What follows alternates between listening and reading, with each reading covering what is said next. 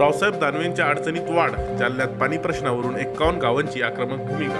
जालना लोकसभा मतदारसंघात भाजपचे प्रदेशाध्यक्ष रावसाहेब दानवे विरुद्ध काँग्रेसचे नेते विलास अवताडे असा सामना होत आहे. सुरुवातीला सोपी वाटणारी ही लढाई दानवे यांच्यासाठी आणखी अवघड बनली आहे. रावसाहेब दानवे यांच्या अडचणी दिवसेंदिवस वाढताना दिसत असून जालना लोकसभा मतदारसंघातील 51 गावांनी पाणी प्रश्नावरून आक्रमक भूमिका घेतल्याचे दानवे यांची डोकेदुखी. वर्षे प्रलंबित असणारा पाणी प्रश्न न सुटल्याने पैठण तालुक्यातील 11 गावांनी मतदानावर बहिष्कार तर 40 गावांनी राजकीय नेत्यांची बंदी घातली आहे. याचा फटका गेले 4 टर्मपासून खासदार असणाऱ्या दानवेंना बसण्याची शक्यता वर्तवली जात आहे.